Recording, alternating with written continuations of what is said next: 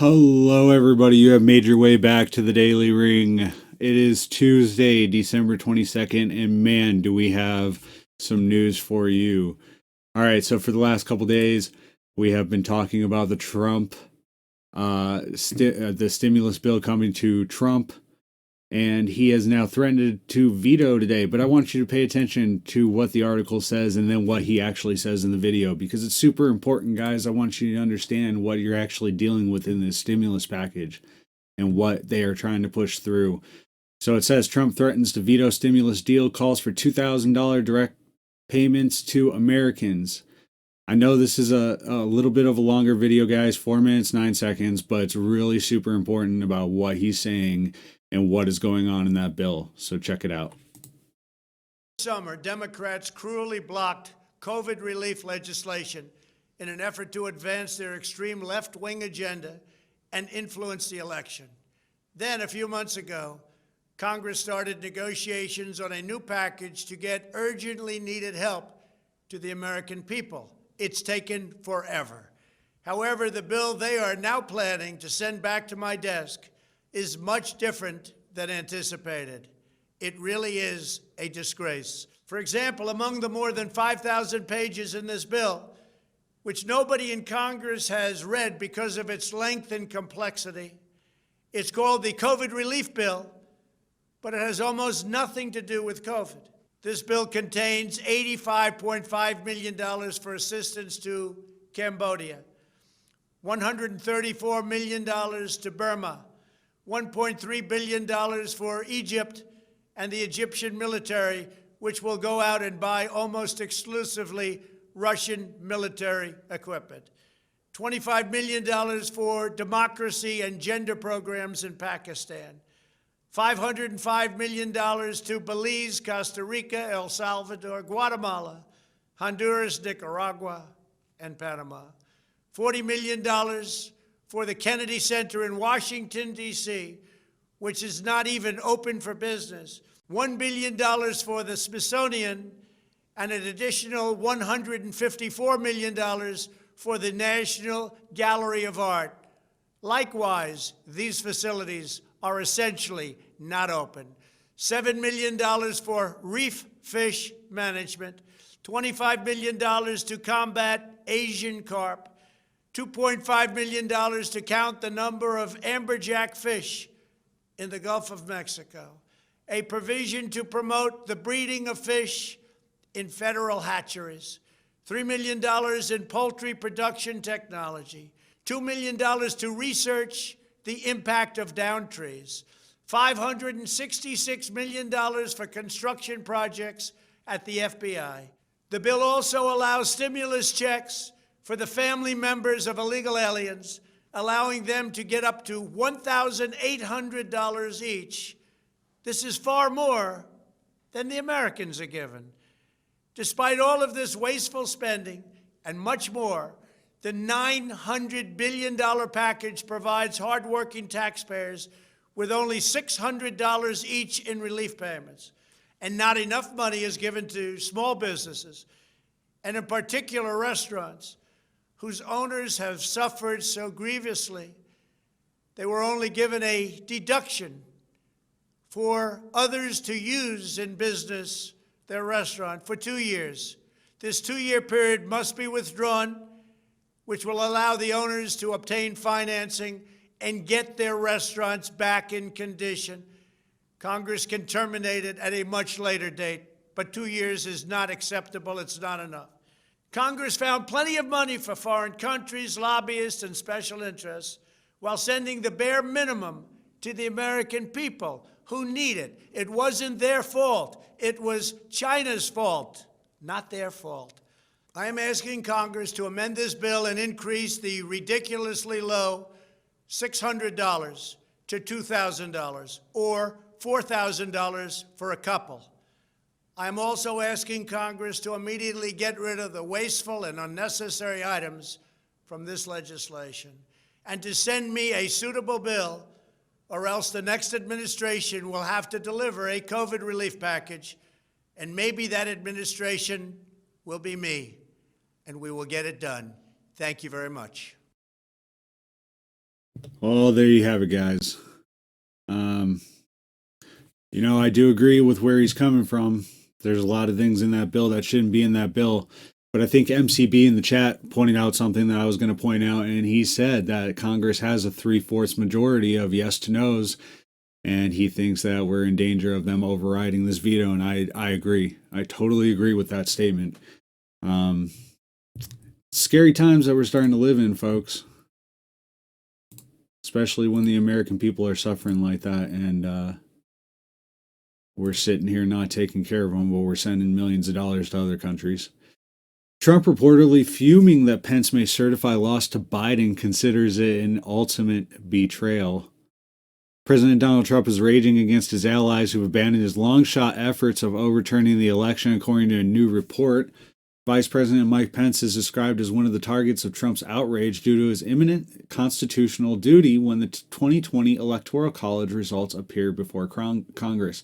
And what's really funny is, I think it just came out yesterday or the day before, where Pence said that he's going to do this, and then he's on a plane to Israel. Don't know what that's all about, but I guess we'll see. Oh, don't give me problems anymore. We had problems earlier today in our last live stream of websites not wanting to come up for us. Let's see.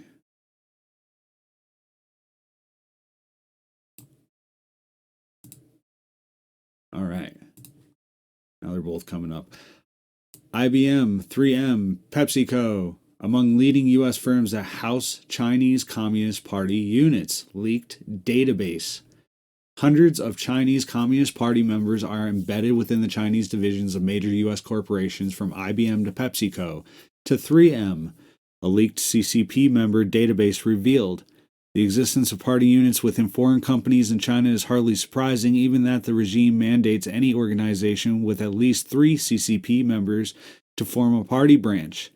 But the 1.95 million CCP member list, which includes names, levels of education, ethnicity, and the party branches they belong to, was to date the biggest revelation on the scale of CCP influence on international companies. Most of the members in the database are from the country's southeastern coastal metropolis of Shanghai. New York headquartered tech firm IBM has at least 24 party units with 808 members in China. PepsiCo has 45 employees listed under the company's party branch committee. Guys, it's getting ridiculous. This nonsense with the CCP has been happening for decades. Decades they've been doing it to us, and we haven't stopped. And now it's getting bad. We're really losing our freedoms here, guys. They're taking over our companies, our lands. It's getting crazy. U.S. adds 58 Chinese military-linked entities to new trade blacklist. The United States has named 103 Chinese and Russian companies and entities to a new trade blacklist, banning them from acquiring U.S. technology. Commerce Department released a new military end-user list on December 21st, alleging that 58 Chinese and 45 Russian entities had ties to the two countries' military forces. U.S. companies will now need to obtain a government license before they can export, re-export, or transfer goods to these blacklisted entities. The department recognizes the importance of leveraging its partnerships with U.S. and global companies to combat efforts by China and Russia to divert U.S. technology for their destabilizing military programs, including by highlighting red flag indicators such as those related to communist Chinese military companies identified by the Department of Defense. Commerce Secretary Wilbur Ross said in a statement on December 21st. There you have it, guys. New trade blacklists coming out. By the way, after all these episodes are over with the live stream, we do re-upload them for replay, and we will also have the links to all these articles in the description if you want to check them out. I don't go through all of them because it would take me literally hours with the amount of news I find sometimes. But I do leave those links in the description for you. Newsom picks California Secretary of State Alex Padilla to fill Harris's Senate seat. The son of Mexican immigrants, a cook and house cleaner, Alex Padilla worked his way from humble beginnings to the halls of MIT, the Los Angeles City Council, and the state Senate, and has become a national defender of voting rights as California Secretary of State. Newsom said in a statement on Tuesday. Now he will serve in the halls of our nation's capital as California's next United States Senator, the first Latino to hold this office. What do you guys think? You excited for Padilla to get in there, or are you scared? Rudy Giuliani. He's been in the news quite a bit now, too, again, after getting off of that Corona scare. Rudy Giuliani new Pennsylvania Supreme Court lawsuit, first of many efforts, he says. President Donald Trump's attorney, Rudy Giuliani, said that the Trump campaign's challenge in the U.S. Supreme Court to overturn 3 Pennsylvania Supreme Court decisions is the first of many efforts they will undertake until January 20th. You have to go state by state, the former mayor and federal prosecutor told Newsmax, noting that a victory in Pennsylvania would only impact 20 electoral votes. So it's not enough to overchange the election, but definitely a start.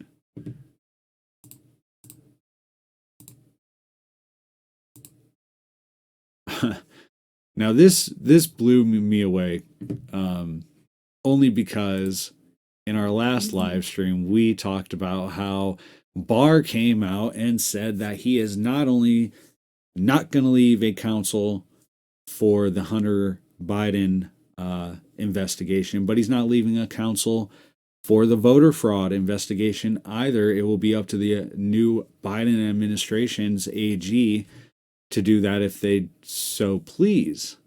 But here, Special Counsel Durham investigation making good progress, Barr says. Special Counsel John Durham is making good progress in his investigation into the origins of the Trump-Russia probe, Attorney General William Barr said this week.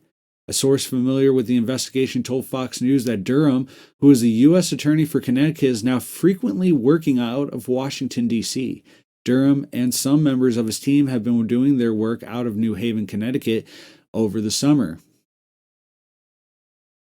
Barr appointed Durham as special counsel in October, but only made public his decision to do so on December 1st. Before the election, as you know, I designated John Durham as special counsel because I wanted to provide him and his team with assurance that they'd be able to finish their work, Barr said Monday during a press conference. They're making good progress now, and I expect they will be able to finish their work. Yeah, MCB, I agree with you. Why would he's chummy with the deep state? That's definitely true. I think that's part of the reason that he's stepping down. Because if he didn't, I think Trump would be firing him at this point. So I think Trump gave him an ultimatum just to make sure that he got out of there. But yeah, he's if you don't think Barr's in with the deep state, it's time to wake up.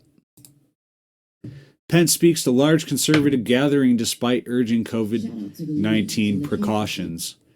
Vice President Mike Pence has urged Americans to step up precautions as the nation faces an especially dangerous period on the coronavirus pandemic. But on Tuesday, he flew to Florida and spoke to thousands of people at an indoor summit held by a conservative youth group.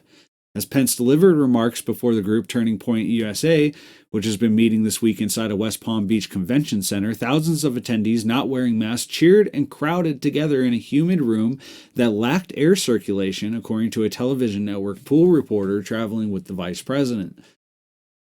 So, I think Pence is to the point that we all are with this virus. Yes, the virus is real. Let's get it out on the table. The virus is real. The pandemic is a hoax. How do I know it's a hoax? Because if it was this bad, you wouldn't have to convince people to mask up or stay locked down. They'd be dying right in front of you in the streets. You wouldn't have to convince people. But here we are, and I bet no COVID cases come out of that either, guys. But we'll see. Now this blew my mind. Coronavirus, the board game, German sister's invention sells out for Christmas. At a loose end during Germany's first lockdown, The four Schwaderlap sisters, I hope I got that right, decided to put their long hours indoors to good use by inventing a coronavirus board game that is selling by the thousands. Corona can be played by up to 4 players who compete to buy all the groceries on a shopping list for an elderly neighbor who is shielding against the virus. The players collect and swap game cards, and the winner is whoever delivers all the items first. Hurdles along the way include encountering the virus, which sends you into quarantine, or finding that hoarders have already snapped up all the pasta or toilet rolls. The basic principle is on one of solidarity, 20-year-old Sarah told Reuters TV from the family home in the western city of Wiesbaden. Wiesbaden? Oh, right, I'm not German. But each of the players can decide to cooperate with the others or make things harder for them by blocking their path with viruses. Man, I think this is becoming way too of a norm for us, guys.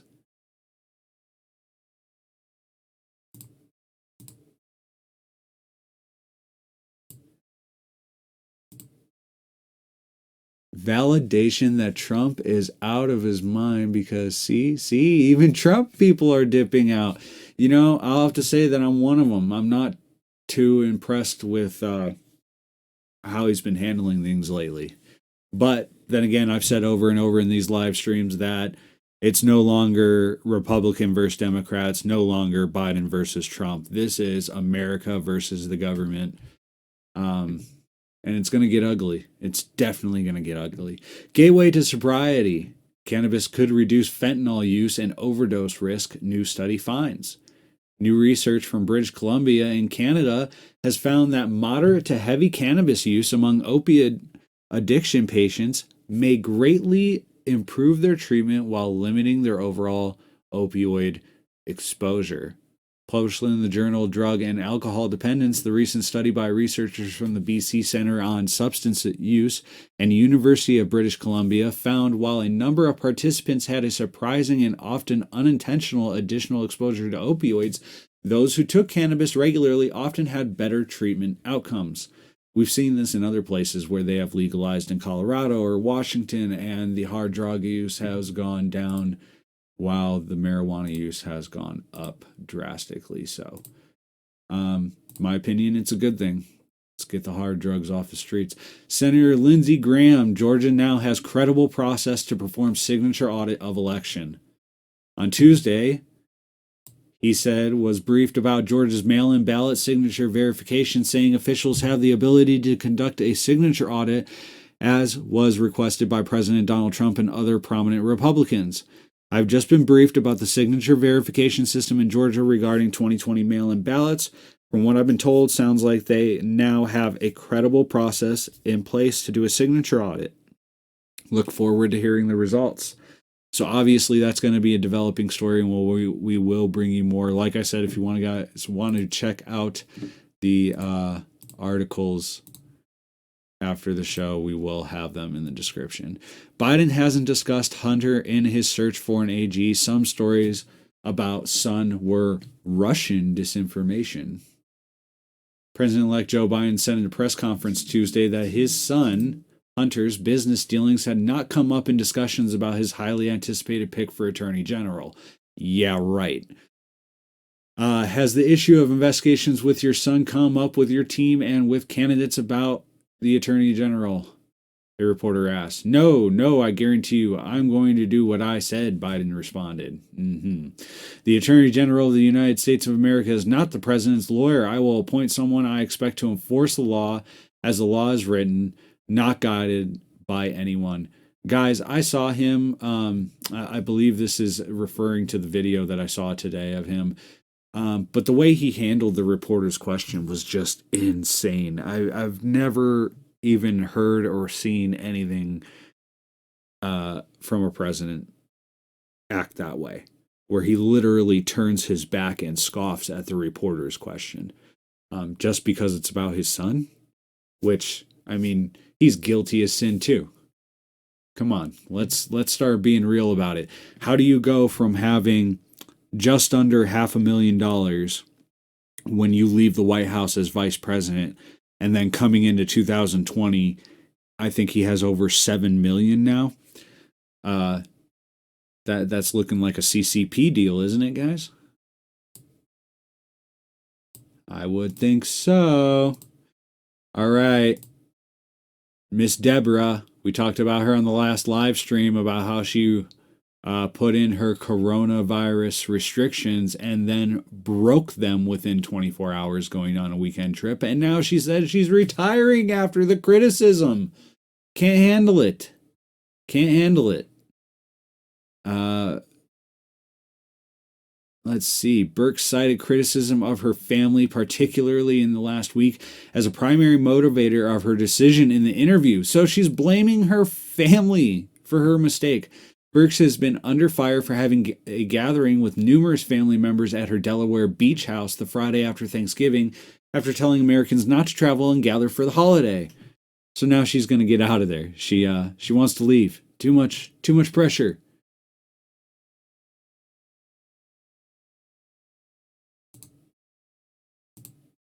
Too much pressure for Miss Deborah.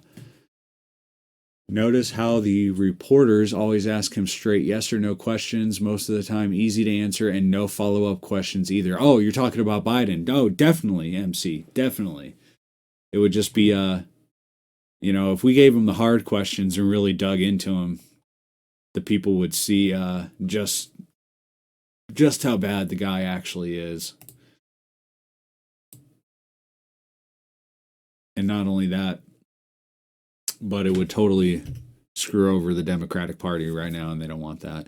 Trump pardons former campaign advisor George Papadopoulos, ex-GOP congressman, and others. I'm sure you guys have seen this in the news today. Pardoned many of his Republican cronies there. Let's see, where was the one? Among those granted clemency were former Republican reps Duncan Hunter of California and Chris Collins of New York, and 4 ex-Blackwater contractors convicted of killing Iraqi citizens. Hunter was sentenced to 11 months in prison this past March for misusing campaign funds. Hunter pleaded guilty in December 2019 to a corruption charge after prosecutors said he and his wife converted and stole more than $250,000 in campaign funds for their own use over a period of several years.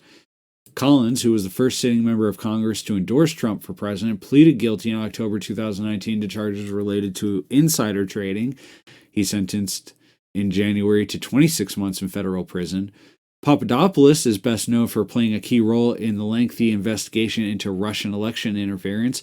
A foreign policy advisor on Trump's 2016 campaign, Papadopoulos told an Australian diplomat while they were having drinks at a London wine bar that he'd heard Russia had thousands of emails that would embarrass Trump's rival, Hillary Clinton. He was sentenced to 14 days in a federal lockup and 1 year of supervised release in September of 2018 for lying to investigators. After his release from jail, he wrote a book called Deep State Target: How I Got Caught in the Crosshairs of the Plot to Bring Down President Trump, and ran a failed campaign for Congress.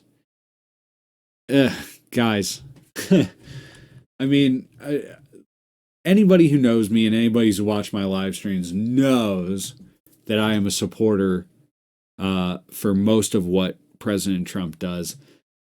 I'm thinking now, especially, and I hate to say it, but especially after seeing this today, I think he's getting to the point where even he realizes that he's probably not going to be reelected.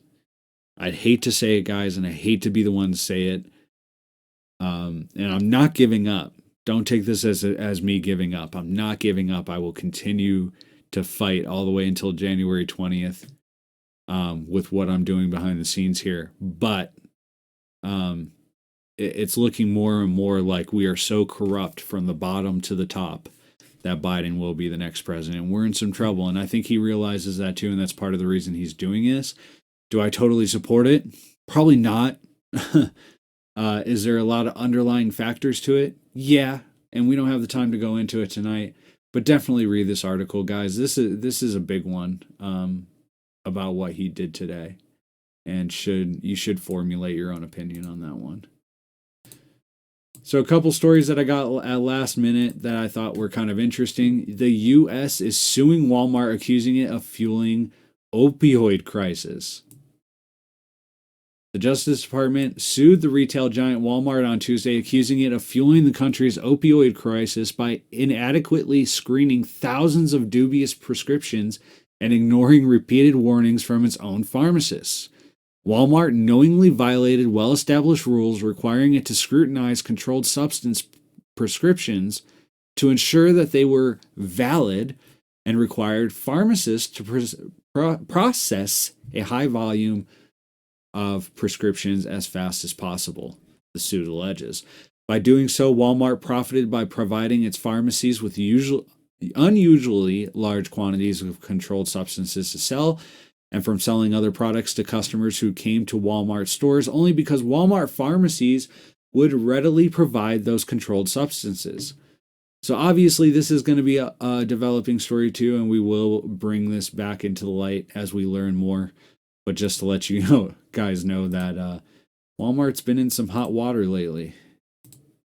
And the last story of the night, health dictatorship. French citizens who refuse COVID-19 jab may be banned from public transport under green passport plan. Now, we kind of touched on this the other day in the last live stream. For anybody who doesn't know what the green passport plan is basically if you don't get that jab, then you're not going to be able to go certain places, shop at certain places, see certain people. And I believe the reason I'm reporting on this, I know this is the RT News. I know this is happening in France. You probably are saying, why are you talking about this when we're trying to find out what's going on with America? It's because, guys, I think we are right around the corner from this. Do not be surprised when this starts happening, especially if Biden gets in as president. End of the news statement. I will not be using their regular names anymore. I will not be saying Joe Biden. I will not be saying President Trump. I will not be saying Kamala Harris, only because if you have not seen what's going on with YouTube lately, they are really, really, really restricting and censoring. And I want to get this out to as many people as I can. And a lot of people don't like going to BitChute or watching on Facebook, who censors you like crazy, just like YouTube does. But in light of that, if we don't use their real names, if we start referring to them as other things, then their algorithms will not pick up our verbiage, and we will be able to continue on without being censored. So just know that next live stream, yes, I will pronounce his name wrong. Yes, I will call Kamala Harris something else. I will call President Trump something else. Go along with it. There's a reason. I appreciate everybody for tuning in. Thank you for everybody who has followed during the live stream, chatted with me. I appreciate it. Definitely share this with your friends and family. Let them know the news that is going on, because a lot of it is being censored right now.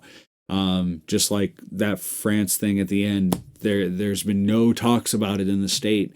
And I think that's because they're coming around the corner to that, guys. So just be open, keep your eyes and ears open, know what's going on, know what's coming up, prepare yourselves for anything, protect your family and your loved ones, spend as much time as possible with them, because I think we're going to get into some crazy times coming up real soon. So thank you guys for tuning in. We will be back live again tomorrow night with more news for you. So tune in then. God bless you guys. Love you. And we'll see you tomorrow.